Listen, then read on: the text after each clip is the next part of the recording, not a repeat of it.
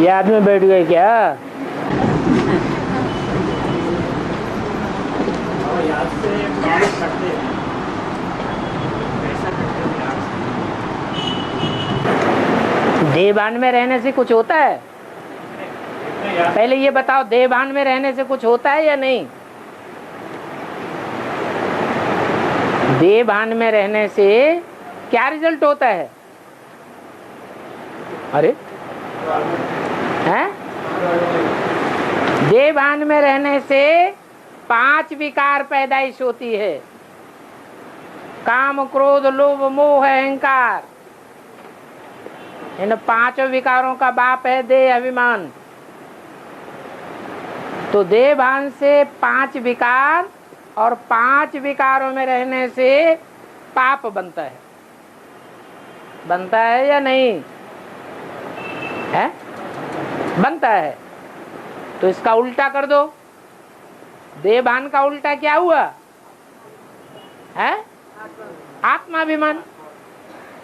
आत्म की स्थिति में रहने से पाप बनेंगे या नहीं बनेंगे?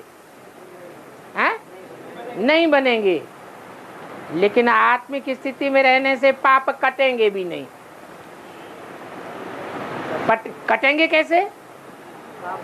कटेंगे तब कि आत्मा का परिचय जो देने वाला है बाप, उसको याद करेंगे। कारण क्या है? कोई दूसरी आत्मा को याद करें तो पाप क्यों नहीं भस्म होंगे, और आत्माओं के बाप को याद करेंगे तो पाप भस्म क्यों होंगे? क्योंकि और जो भी आत्माएं पार्टधारी है वो सब पाप करने वाली है। तो पाप करने वाली आत्माओं को याद करेंगे हम आत्मा की स्थिति में रह करके, तो पाप भस्म होने वाले नहीं है। इसलिए ऐसे आत्मा को याद करना पड़े, तुरीय आत्मा को, जिसके पाप कभी बनते ही नहीं।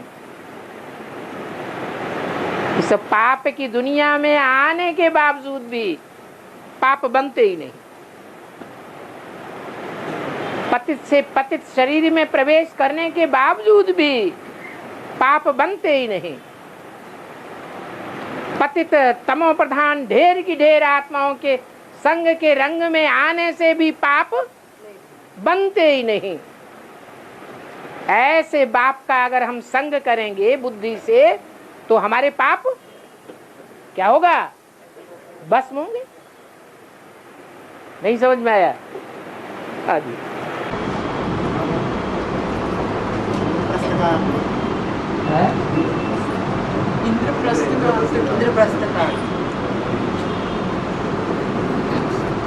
प्रमाणे प्रकष्ट रूपेण, स्थ माने स्थित, इंद्र माने राजा,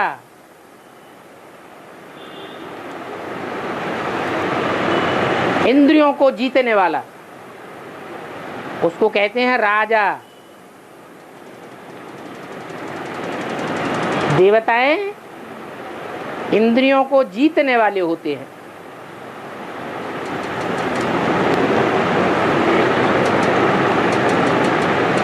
सुख भोगते हैं, लेकिन इंद्रियों से ऐसे कोई कर्म नहीं करते जो दूसरे को दुख हो जाए। तो ऐसा वायुमंडल बनता है जिसे इंद्रप्रस्थ कहा जाता है।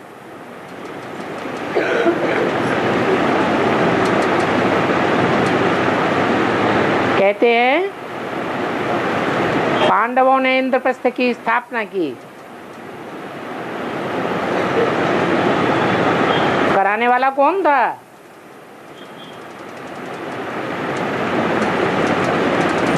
पांडवों के द्वारा इंद्रप्रस्थ की स्थापना कराने वाला कौन था? भगवान। भगवान ही इंद्रियों पर जीत पहनाना सिखाते हैं। तो ऐसा वायुमंडल बनता है, वायुमंडल से ऐसा स्थान तैयार होता है जिसका नाम इंद्रप्रस्थ पड़ता है, उसका नाम ही है राजयोग, राजाई प्राप्त करने का योग।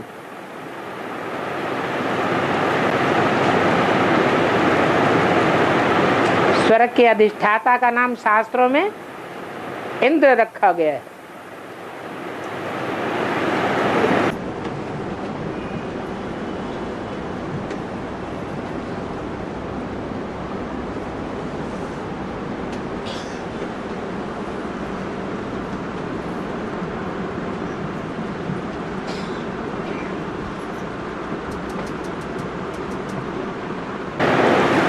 सोलह 16,108 राज परिवार में आते हैं। कोई 1 जन्म, कोई 2 जन्म, कोई 4 जन्म, कोई 8, कोई लगातार 21 जन्म आते हैं। इसका मतलब क्या है? इसका मतलब है कि वो 16,108 आत्माएं जो राज परिवार की संगम युग में तैयार होती हैं, वो नंबरवार आत्माएं हैं जो राजपद पाने वाली हैं। कोई तो महाराजा बनते हैं, कोई राजा बनते हैं, कोई राज परिवार में ऊंचे ऊंचे अधिकारी बनते हैं।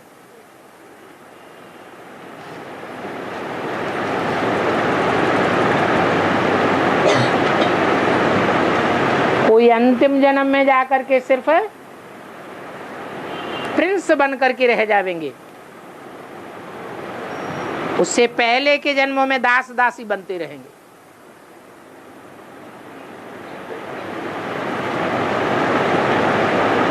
कोई ज्यादा जन्मों में प्रिंस प्रिंसेस बन जाएंगे, राजा नहीं बनेंगे, रानी नहीं बनेंगे, दास दासी ही बनते रहेंगे।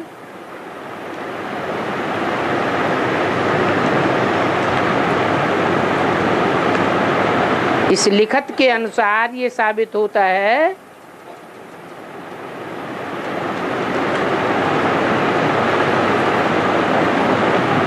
कि 16,108 में से कोई 21 जन्म तक लगातार आते हैं, जन्म लेते रहते हैं। कोई कम जन्म लेते हैं, लेकिन ऐसा नहीं है। 16,108 सारे ही 21 जन्म लेते हैं, लेकिन पद में अंतर पड़ जाता है। कोई 21 जन्म लगातार राजघराने में ही आते रहते हैं, किसी जन्म में ऊंच पद पाते हैं, किसी जन्म में सिर्फ राजघराने में प्रिंस प्रिंसेस बन के रह जाते हैं। आते जरूर हैं। दास दासी बनने वालों की संख्या ढेर की ढेर है 16,108 के अंदर ही। इसलिए बाबा कहते हैं कि 16,000 की माला में आने से तो अच्छा है साहूकार प्रजा बन जावे। ऐसा क्यों कहते हैं?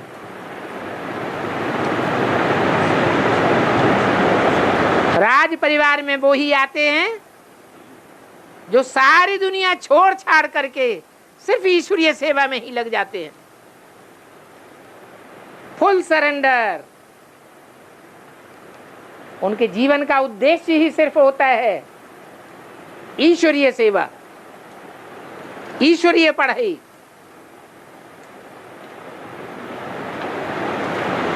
ऐसी पढ़ाई पढ़ने वाले 16,108 की लिस्ट में आते हैं।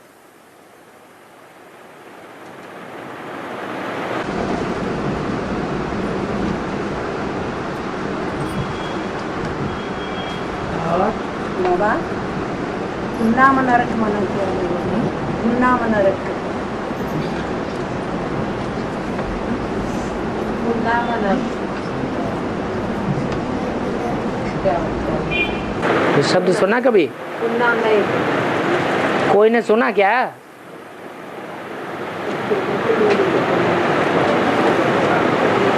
है? अगर पुत्र नहीं तो पुन्नाम नरक पाएंगे बोलते हैं, नहीं तो पुन्नाम नरक पाएंगे। बेटा नहीं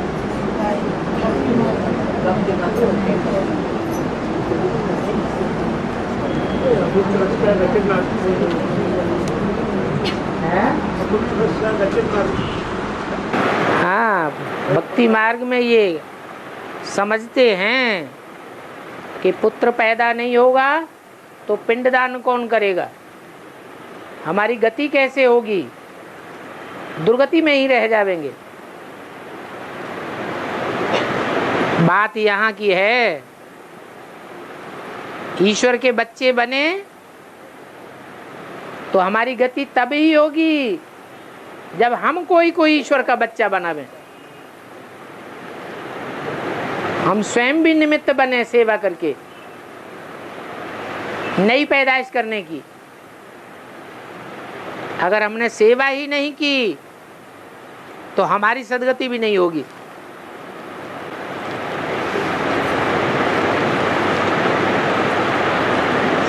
और जोर से बोलो।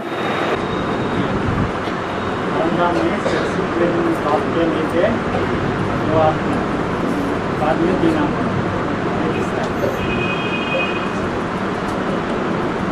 परमधाम में सुप्रीम बाप से नीचे दो आत्माएं नहीं, तीन आत्माएं,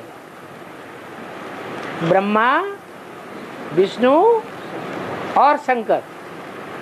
उसके बाद नंबर लगता है दो आत्माएं, कौन? लक्ष्मी और नारायण। और उनकी डायनेस्टी, उनकी डायनेस्टी में जो भी आने वाले हैं वो सब देवात्माएं दिखाई गई। उसके बाद नीचा नंबर लगता है और धर्म पिताओं और उनके फॉलोअर्स का। तो निराकारी धाम की भी यही बात है, तो साकारी धाम में भी नजदीकी वो ही होंगे इसी क्रम से।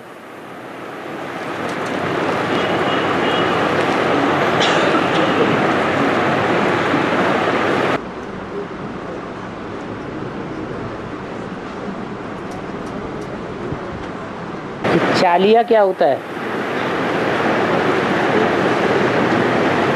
चालिया लिखा है पान के पत्ते के साथ सुपारी दान में देते हैं।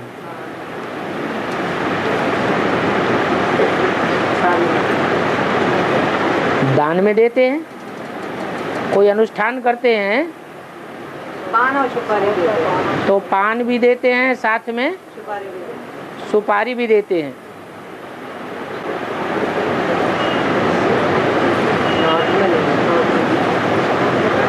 है?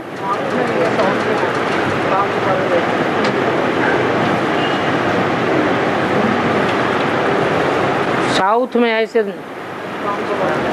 चलन चलती है भक्ति मार्ग की। पान का तो पत्ता है,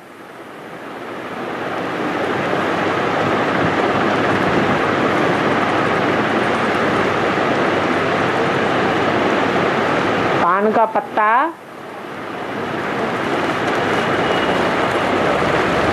उस पत्ते को चबाना कौन सा जानवर ज्यादा पसंद करता है? हैं? बकरी पान के पत्ते को बहुत पसंद करती है।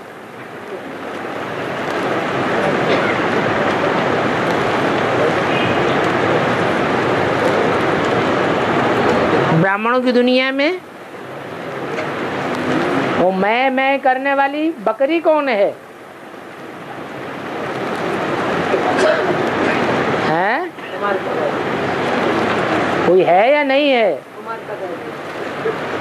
बकरियों के बारे में ये प्रसिद्ध है, एक बकरी जहाँ जाएगी गड्ढे में भी जाएगी तो सारी बकरी उसके पीछे पीछे गड्ढे में जाएंगी। वो बकरी पान का पत्ता बहुत पसंद करती है।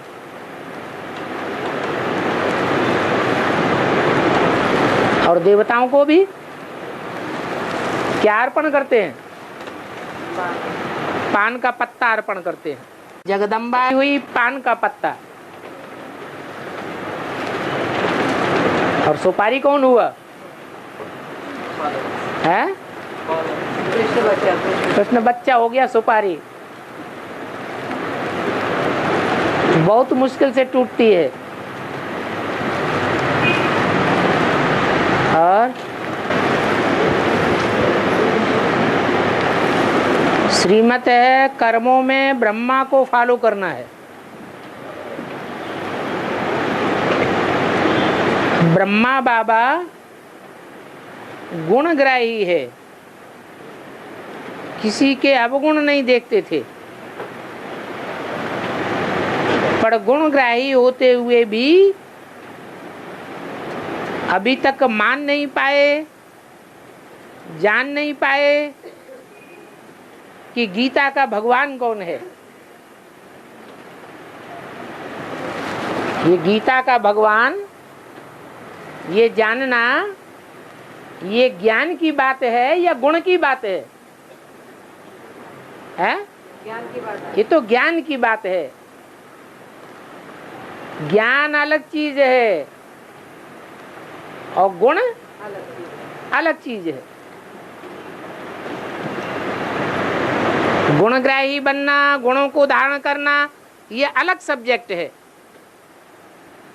और ज्ञान को धारण करना ये अलग सब्जेक्ट है। जो सीधा साधा होता है उसमें ज्यादा गुण होते हैं और जो चतुर होता है उसमें गुण ज्यादा होते हैं कि ज्ञान की तीव्रता ज्यादा होती है? तीव्रता ज्ञान की ज्यादा होती है। तो ये दो पार्ट हैं, एक ब्रह्मा का पार्ट, माता का पार्ट, गुणग्राही पार्ट, और एक है पिता का पार्ट, ज्ञान का सागर।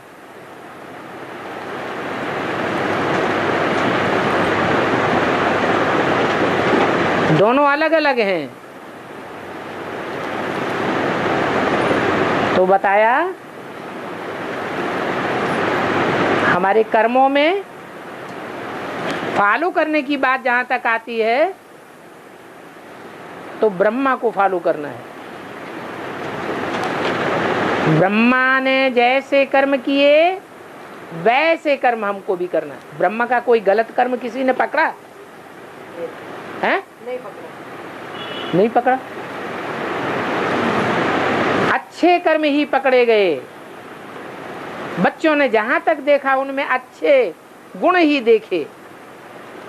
उन्होंने बच्चों के गुणों को ही ग्रहण किया, बच्चों के अवगुणों को कभी नहीं देखा। तो ऐसे ही कर्म हमको भी करना है।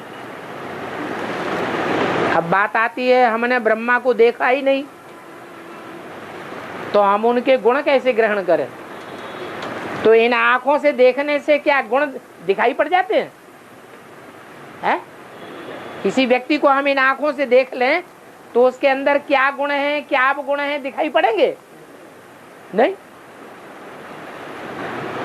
हाँ, बाबा की मुरली से हम ये जान जाते हैं कि ब्रह्मा बाबा में क्या क्या गुण थे। शास्त्रों से टैली करने से भी जान जाते हैं कि ब्रह्मा में गुण ही गुण थे। अवगुण उन्होंने कभी के धारण ही नहीं किए।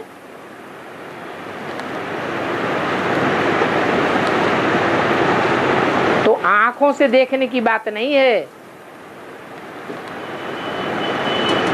गांधी जी को बहुतों ने नहीं देखा होगा, तो जिन्होंने नहीं देखा उनको गुणे अवगुणों का ज्ञान नहीं है। गांधी जी के गुणों अवगुणों का ज्ञान नहीं हो सकता क्या? हो सकता है। और बाबा ये भाई का प्रश्न है बाबा, शिव बाबा जिस देहधारी में प्रवेश करते हैं उनका नाम ब्रह्मा रखते हैं ना बाबा, तो ये संगम युग में ब्रह्मा कितने हैं पूछ रहे और उनके नाम बताइए ऐसे। विष्णु पार्टधारी आत्माएं कितनी हैं? विष्णु का पार्ट धारण करने वाली आत्माएं जितनी हैं उतनी ब्रह्मा है। ब्रह्मा सो विष्णु। तो विष्णु के रूप में पार्ट बजाने वाली आत्माएं कितनी हैं? बल होंगी तो नंबरवार ही, ऊंच अथवा नीच, राइट यस अर्थात अथवा लेफ्टिस्ट।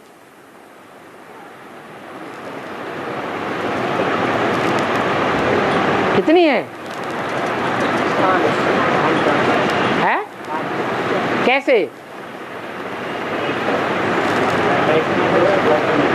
लेफ्ट में 2 और बीच में? राइट में 2 भुजाएं तो मालूम है, लेफ्ट में भी 2 भुजाएं मालूम है। हाँ, और भुजाओं को चलाने वाला भी चाहिए। भुजाएं अपने आप काम नहीं करती हैं, चलाने वाला भी जरूर होता है। तो 5 ही भुजाएं नंबरवार चैतन्यता को धारण करने वाली हैं।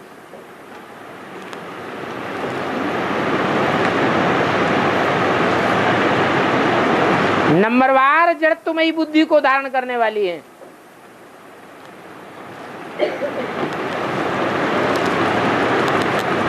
कोई राइटियस हैं, कोई लेफ्टिस्ट हैं, कोई ऊपर की भुजाएं हैं ऊंची स्टेज वाली, कोई नीची स्टेज वाली भुजाएं हैं।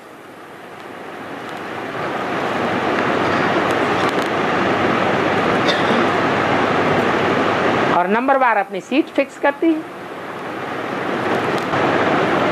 विष्णु की जो ऊपर की 2 भुजाएं हैं उनमें एक राइटियस है, एक लेफ्टिस्ट है। राइटियस भुजा में चक्र दिखाया गया है। वो चक्र सुदर्शन चक्र घुमाने का सूचक है। पहले पहले सुदर्शन चक्र ब्राह्मणों की दुनिया में किसने घुमाया है? ओम राधे ने घुमाया। उनकी बुद्धि में पहले ये बात आई, शास्त्रों में आत्मा को अंगुष्ठा मिसल बताया, शास्त्रों में आत्मा को अणु मिसल बताया। तो बाप का रूप क्या होगा? बाप को लिंग रूप में दिखाया। लाल लाइट का गोला याद करते थे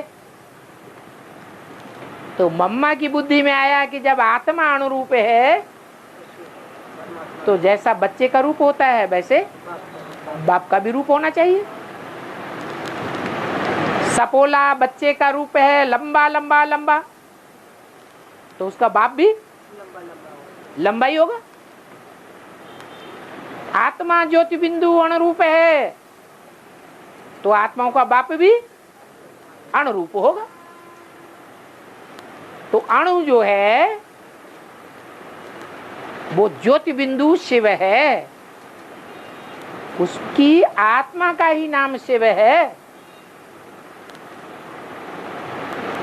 शिव बिंदु को कहा जाता है। फिर भक्ति मार्ग में ये लिंग क्यों स्थापन कर दिया? ये बात मम्मा की बुद्धि में नहीं आई। आई होती तो बताई होती, ब्रह्मा की बुद्धि में भी नहीं आई। क्यों नहीं आई है? क्योंकि वो लिंग मनुष्य सृष्टि के पिता का काम है, पिता का रूप है, जो पुरुषार्थ करके अपने को निराकारी रूप में स्थिर कर लेता है। जिस निराकारी लिंग में नाक, आंख, पांव, हाथ नहीं है, आकार नहीं दिखाया गया है, इंद्रियां नहीं दिखाई गई है, ऐसा संपन्न स्वरूप स्थिर हो जाता है और उस स्वरूप का परिचय दूसरा कोई नहीं दे सकता। बाप खुद ही आकर के अपने स्वरूप का परिचय देते हैं।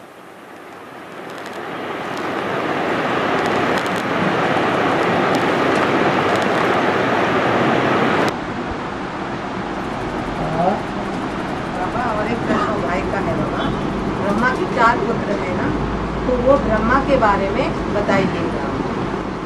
वो ब्रह्मा के बारे में जिसके चार चार पुत्र हैं।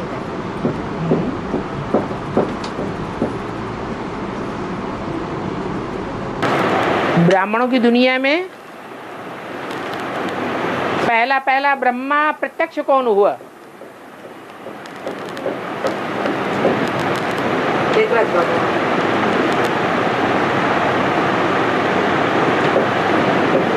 वास्तविक रूप में देखा जाए तो शिव ने जिसमें प्रवेश करके सुनने सुनाने का फाउंडेशन डाला और जिसमें प्रवेश करके पहला ब्राह्मण जन्म दिया, वो मां है।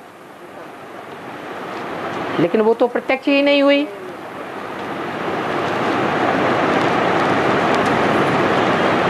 वो लास्ट में जाकर के प्रत्यक्ष होती है।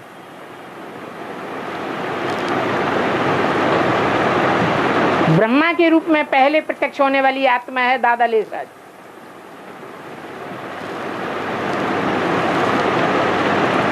और दादा लेखराज टाइटलधारी ब्रह्मा है या ओरिजिनल शुरुआत का ब्रह्मा है? उसका टाइटल जो प्रजापिता है, वो प्रजापिता टाइटल भी टाइटल है या ओरिजिनल है? वो भी टाइटल है। फिर ओरिजिनल तो था ही नहीं।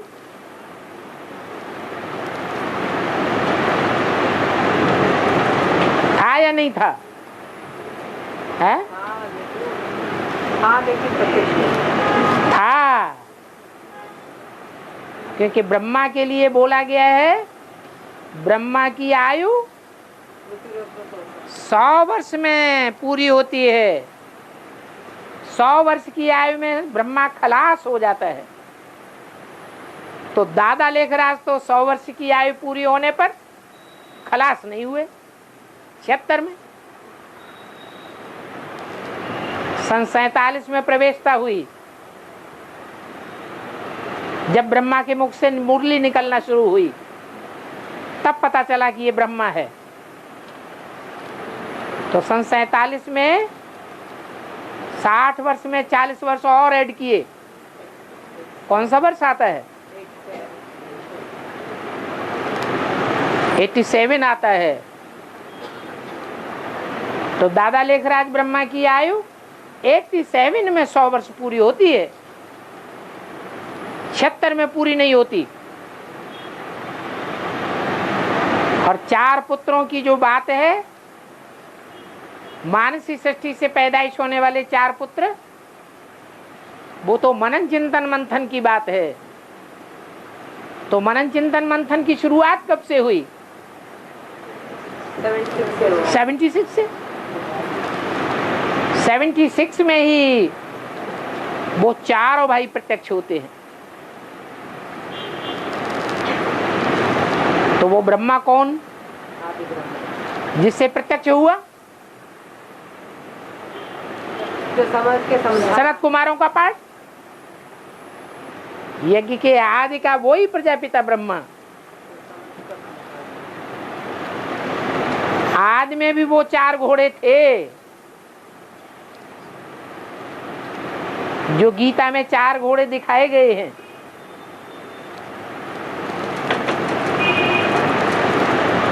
वो 76 में भी प्रत्यक्ष होते हैं। वो आत्मा रूपी अश्व हैं जो चारों मुख्य धर्मों के बीज हैं। वो आदि प्रजापिता ब्रह्मा की औलाद हैं। आदि प्रजापिता ब्रह्मा की आयु 100 वर्ष कब पूरी होती है? 76 में। वो ब्रह्मा मृत्युलोक में खलास हो जाता है, तो उसकी आत्मा मृत्युलोक में खलास हो गई तो कहां पहुंच गई? अमरलोक में पहुंच गई। मन बुद्धि से वो आत्मा हताश नहीं हो सकती, मृत्यु को नहीं पा सकती, अनिश्चय बुद्धि नहीं हो सकती। कब से? 76 से। सन 76 से।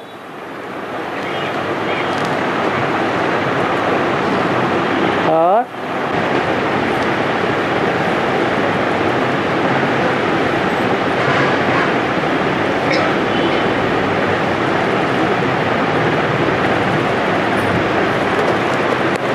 महाभारत में कृष्ण कौरवों की राज्यसभा में शांति दूत बनकर के जाते हैं, तो वहां विश्वरूप का दर्शन सिर्फ पितामह भीष्म, द्रोणाचार्य और बुजुर्ग, ये तीनों कर पाते हैं, बाकी और कोई नहीं। इसका बेहद में अर्थ क्या है?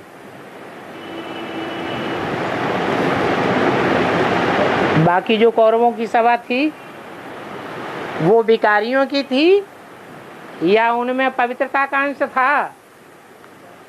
सारे ही विकारी बैठे हुए थे। तो जो विकारी बुद्धि होते हैं उनको साक्षात्कार का प्रभाव नहीं पड़ता।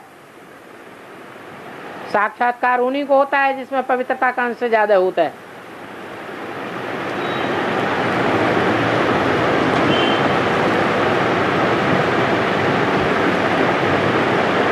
जो 16,000 हैं वो राजाई की पक्की स्टेज प्राप्त नहीं करते।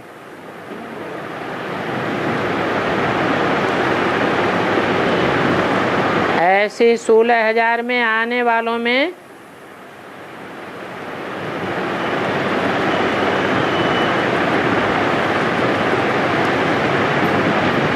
16 कैटेगरीज कौन कौन सी हैं?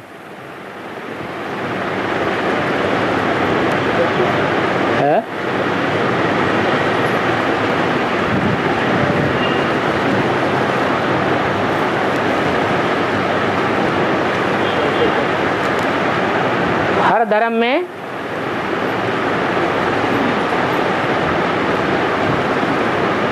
बाद में जब फूटते हैं तो 2 छेड़े हो जाते हैं कि नहीं? जैसे देवी देवता सनातन धर्म में कितने छेड़े हो गए?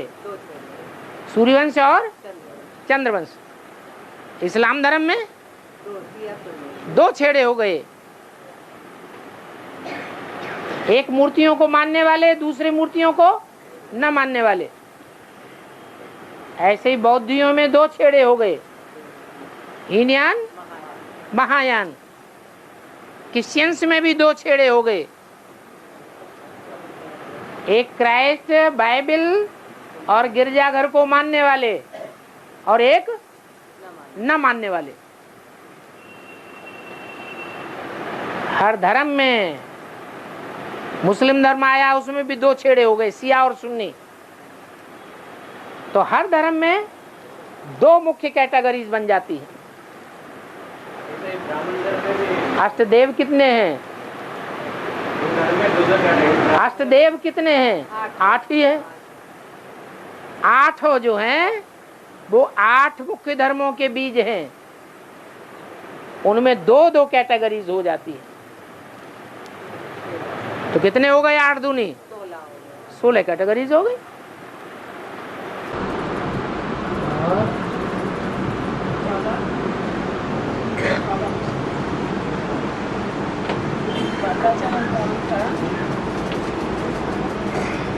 भद्राचल में राम का कल्याण साल में एक बार।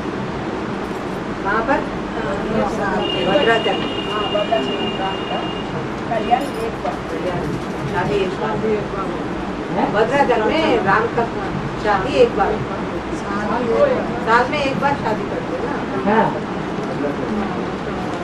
तिरुपति में कल्याण बार बार। तिरुपति में बार बार करते हैं, कल्याण हर रोज करते हैं। राम की शादी। हाँ, भद्राचल में तो राम का, भद्राचल में तो राम की शादी एक बार करते हैं। हाँ, तिरुपति बालाजी का, तिरुपति बालाजी का तो रोज करते हैं। राम नहीं, रोज करते हैं बालाजी का रोज पूजा। अरे राम को मर्यादा पुरुषोत्तम कहा जाता है या मर्यादाहीन? मर्यादा पुरुषोत्तम का। तो जो राम मर्यादा पुरुषोत्तम है वो एक ही शादी करेगा या बार बार करेगा? हैं? एक ही बार करेगा। और तिरुपति में तो तेरोपति, वो कहेंगे नहीं तेरोपति, मेरो नहीं तेरोपति, वो तो लड़ाई होती रहती है। तो वहां तो ढेर के ढेर पति हो जाते हैं। 16,000 रानियां बनाएंगे तो ढेर के ढेर पति हो जाएंगे।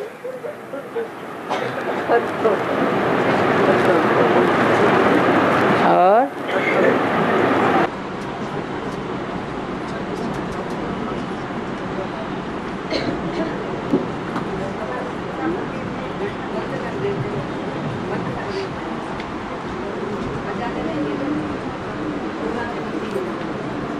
वो कान लंबे करके सुनो। जोर से बोलो, जोर से, जोर से बोलो। अरे नहीं तो बोलो थोड़ा सा। शिव के मंदिर में घंट बजाने नहीं देते, बजाने नहीं देते। इसका मतलब क्या है? शिव के मंदिर में घंट बजाने नहीं देते। कौन कहता नहीं बजाने? पुराने मंदिर में हाँ। घंट बजाने नहीं देते। पुराने मंदिर में तो और ज्यादा घंटे लगे होते हैं।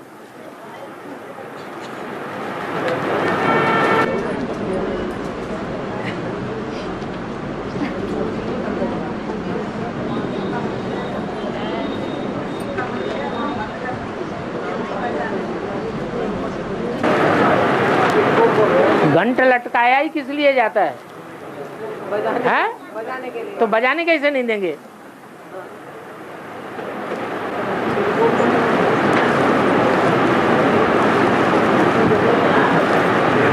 और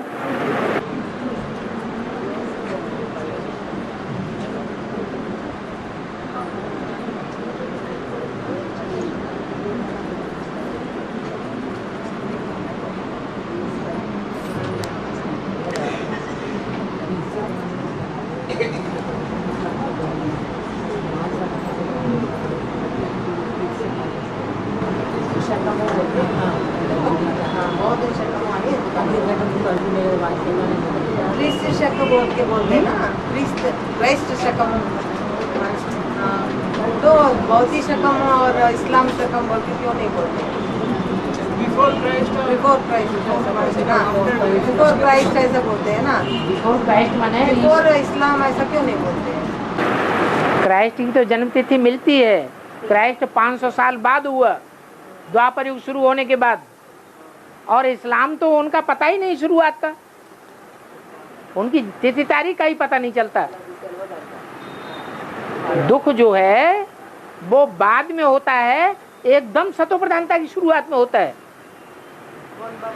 दुख बाद में होता है ना। काउंटिंग होती है, एक एक दिन जो गिना जाता है वो दुख में गिना जाता है या सुख में गिना जाता है? दुख में भी ना जाता है। तो द्वापर युग की शुरुआत में द्वापर युग सतो प्रधान है, यह दुखदाई है। सतो प्रधान है। सतो प्रधान है, वहां काउंटिंग करने की बात ही नहीं आती है। सतो प्रधान बोलते हैं, इस्लाम धर्म आए तो सतो प्रधान बोलते हैं। दिनालू लेక్క పెట్టారు। और जो संबत हैं वो बाद में शुरू हुए हैं, जब थोड़ा दुख शुरुआत हो गई। शक संवत है, हूण संवत है, विक्रमादित्य संवत है, हिजरी संवत है, ईसा संवत है। ये सब बाद में शुरू हुए हैं, जब थोड़ा थोड़ा दुख की शुरुआत हो गई है।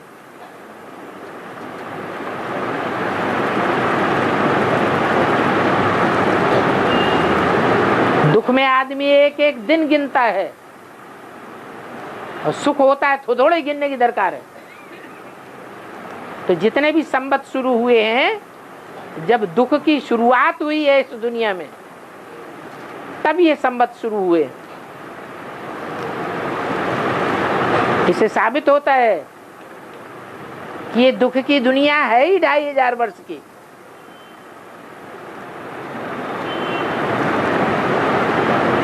ये अज्ञान अंधेरी रात है जिसमें सब मनुष्य ठोकरें खाते हैं, धक्के खाते रहते हैं। कोई मंदिर में, कोई मस्जिद में, कोई गिरजाघर में, कोई तीर्थ यात्राओं में। सुख कहीं नहीं मिलता।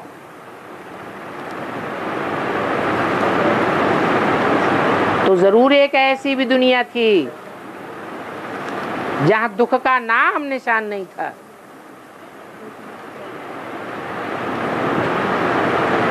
कोई दिन नहीं गिनता था, कोई संवत नहीं था।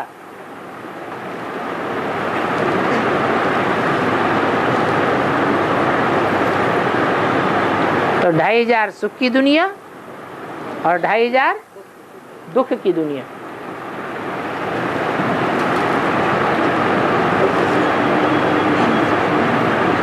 सुख की दुनिया जो स्थापन की जाती है, उसका संवत बाप आकर के स्थापन करते हैं।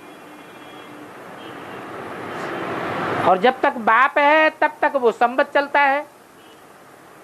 बाप गया तो साथ साथ संवत भी चला जाता है। फिर नई दुनिया में कोई संवत नहीं गिनेगा। लक्ष्मी नारायण के चित्र में तो हमको समझाने के लिए और पब्लिक को समझाने के लिए लिख दिया है संवत 1 से 2500 वर्ष। बाकी स्वर्ग में कोई संवत नहीं रहेगा।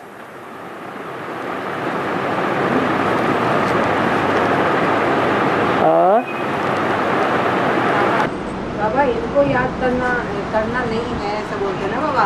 ब्रह्मा को याद करना नहीं है, उनको याद करना करो है? तो उनको माने राम वाली आत्मा हो जाती है ना बाबा। उनको माने बाप को तो बाप का पाठधारी को याद करना है। हाँ जी, पाठधारी तो बाप है, आत्माओं का बाप पाठधारी है। तो फिर बाद में उनकी भ्रुकुटी में फिर शिव को याद करना बोलते हैं बाबा। उनकी भ्रुकुटी में शिव को याद करो बोलते हैं ना बाबा। हाँ, तो बिना शरीर के कैसे याद कर लेंगे? जब याद करेंगे तो कर्म भी तो याद आएंगे, और कर्म बिना शरीर के कैसे याद आ जाएंगे? शरीर के द्वारा ही कर्म किए जाते हैं। देखना, सुनना, बोलना, ये सब कैसे होता है? बिना शरीर के तो नहीं हो सकता। बच्चे को भी माँ याद करती है तो उसकी बोलचाल को याद करती है।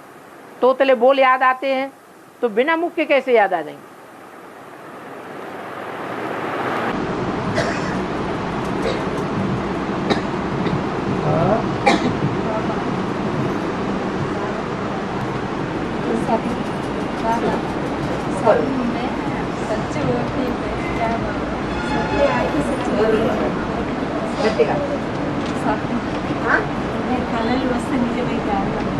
क्या जोर से बोलो, सपने आते हैं सच होते हैं। सपने आते हैं तो सच होते हैं। समय की भी बात होती है, व्यक्ति की भी बात होती है, स्थान की भी बात होती है।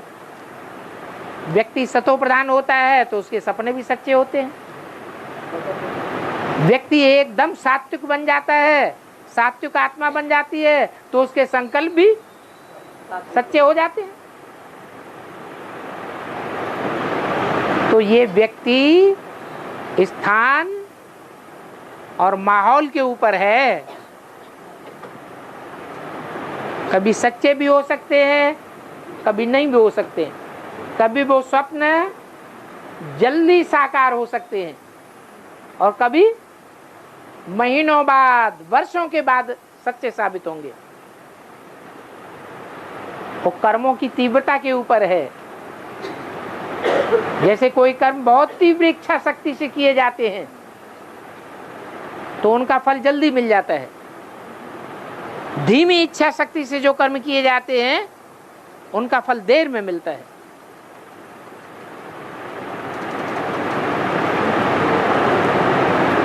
और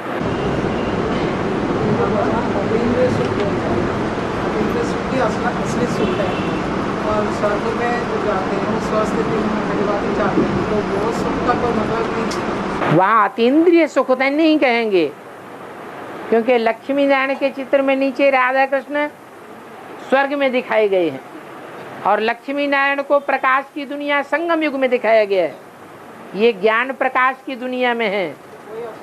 तो जो राधा कृष्ण हैं वो अतीन्द्रिय सुख भोगने वाले नहीं कहे जाएंगे, क्योंकि वो आंखों से एक दूसरे को देख रहे हैं। आंखों की पावर से बच्चों की पैदाइश होती है,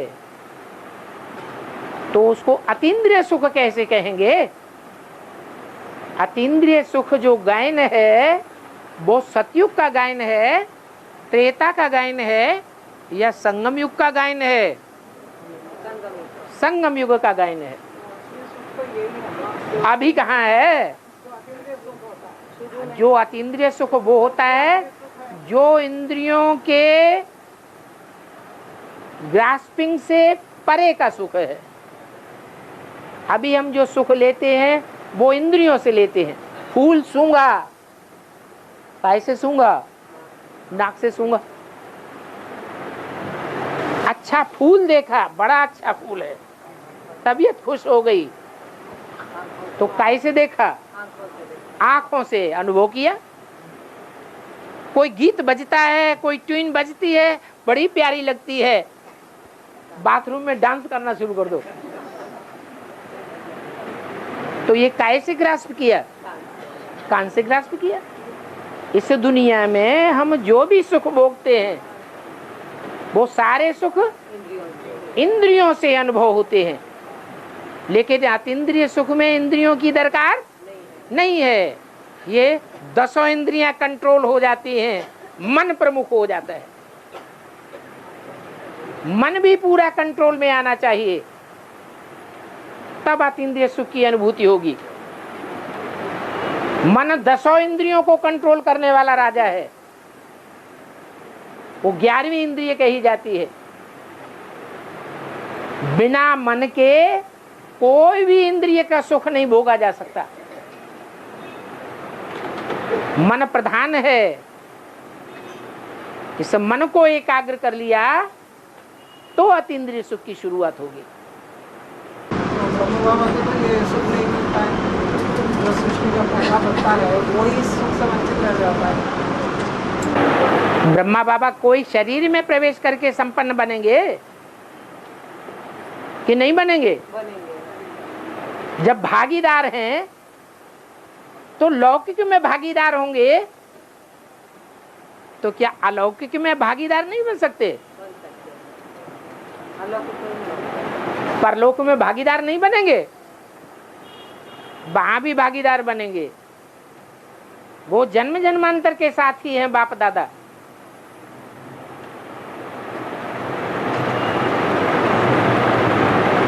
और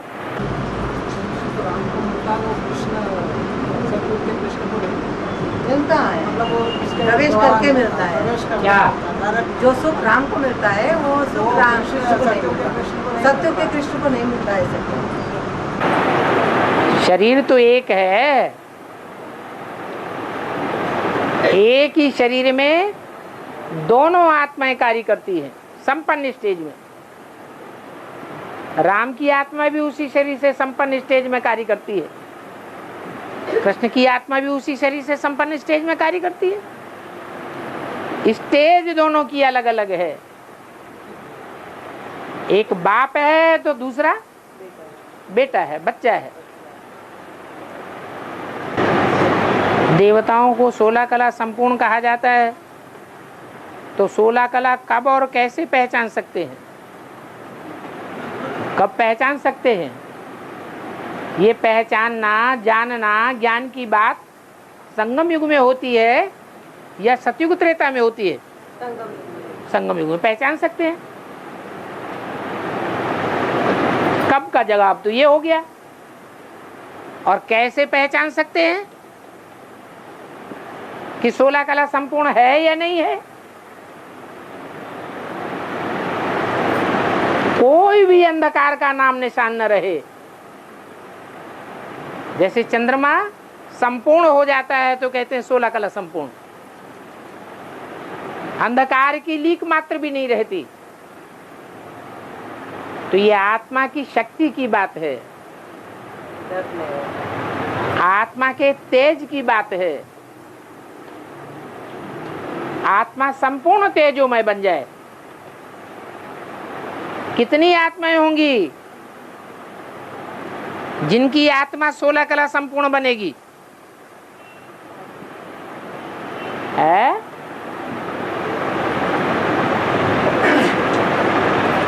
16 कला संपूर्ण बनने वाली आत्माओं की संख्या क्या होगी?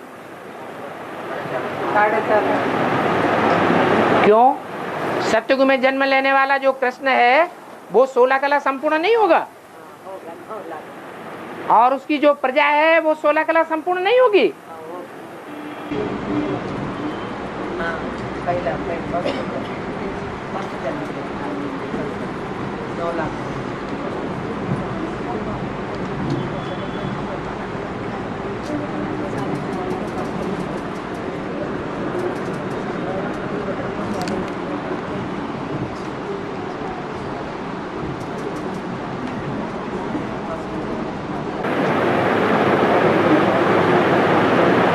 अयोध्या में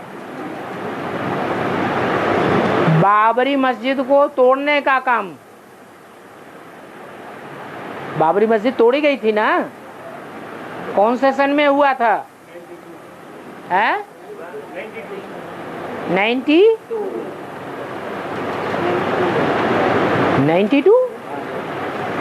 अच्छा 1992, 92 में।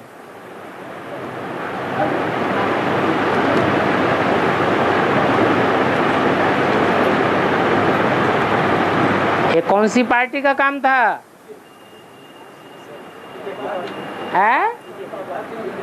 जनता पार्टी का काम था। ब्राह्मणों की दुनिया में जनता पार्टी कौन सी है? एडवांस पार्टी जनता पार्टी है, जो एडवांस ज्ञान को जानती है। एडवांस ज्ञान को जानने वाली पार्टी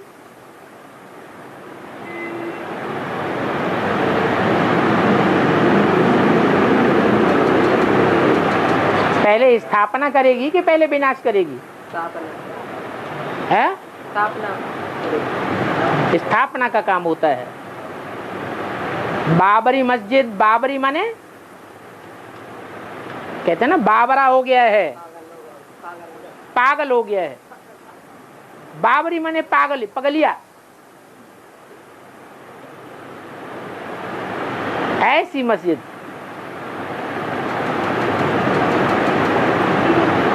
मिस है क्या? मिसेज नहीं है,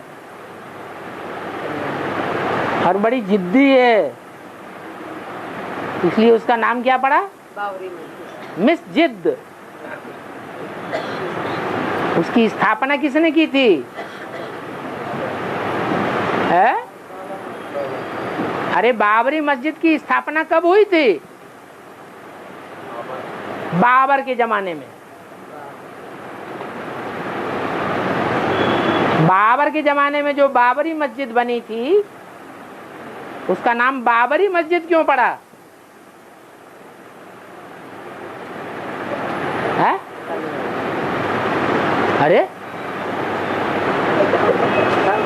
अरे कोई ने स्थापन किया होगा ना। किसने स्थापना की? बाबर ने की। मुगल सल्तनत की स्थापना की शुरुआत किसने की? बाबर कौन?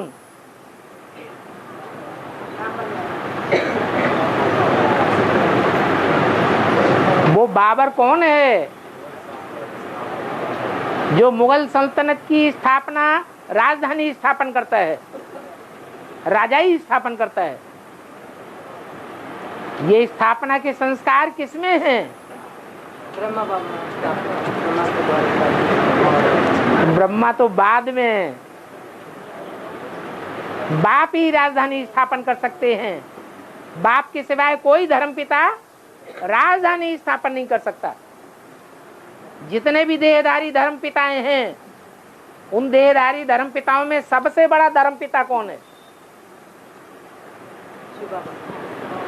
शिव बाबा देहधारी धर्मपिता है। वो देहधारी है।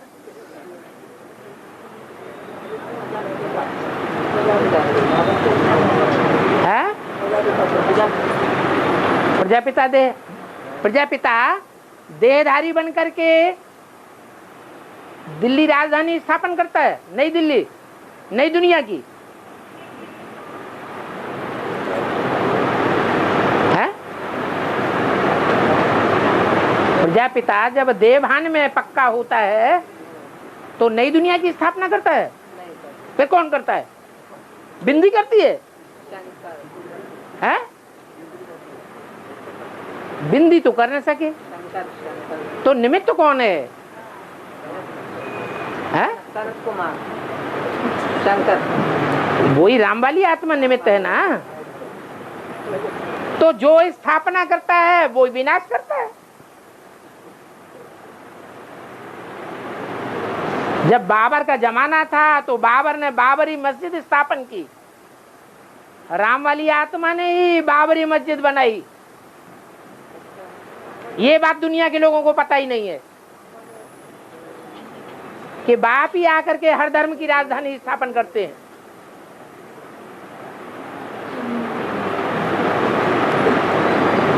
ये देवानी धर्म है।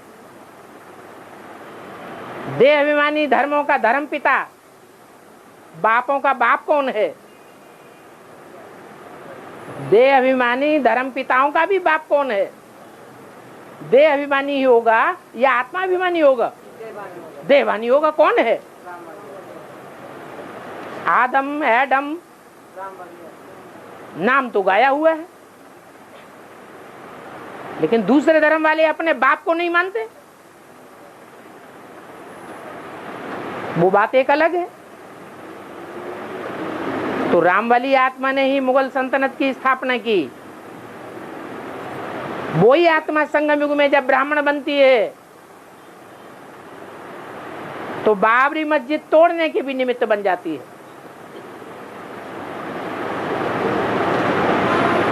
और बेहद की एडवांस पार्टी ही जनता पार्टी है, अज्ञानता पार्टी नहीं है। कोई आत्मा फिर मंदिर बनाएगी क्या? है? कोई आत्मा फिर मंदिर बनाएगी? जब ज्ञान होगा तो मंदिर बनाएगी, बड़े से बड़ा, और सब मंदिर मस्जिद गिरजाघर गुरुद्वारे टूटने लग पड़ेंगे। जब अज्ञानी बनती है तो अज्ञानियों का भी बाप बनने का काम करती है।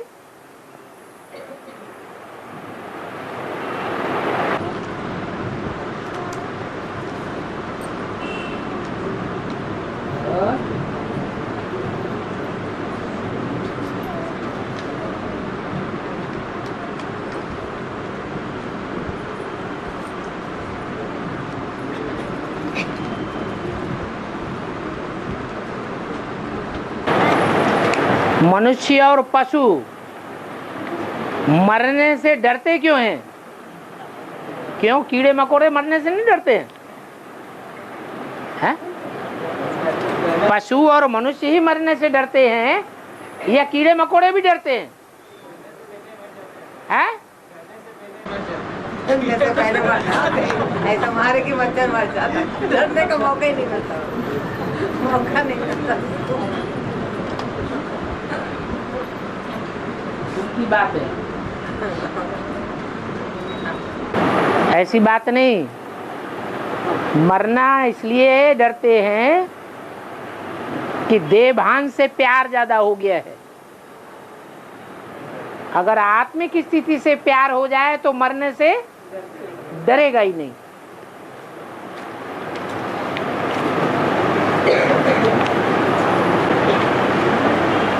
अरे पूछा क्या है वो तो अपने से आया।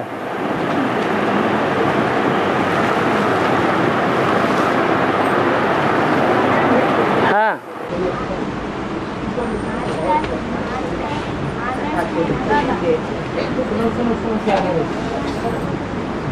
आजकल एम्बुलेंस है ना बाबा, इसका नंबर दिया है 108। इसका मतलब क्या क्या आजकल एम्बुलेंस है ना, हाँ एम्बुलेंस, हाँ एम्बुलेंस 108 लिखा है। नहीं 108, उसका मतलब क्या है? एम्बुलेंस में 108 लिखा है ना।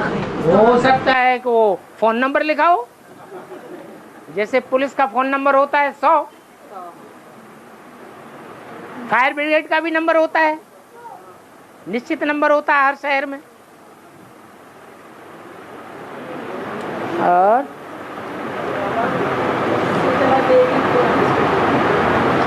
संतोष माता है देवी कौन है? संतोषी माता कौन? जो शीतल स्वभाव वाली होगी वही तो संतोषी होगी।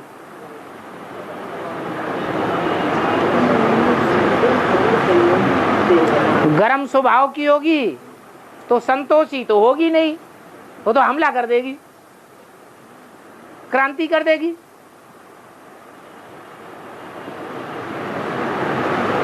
खून खराबा कर देगी, करा देगी।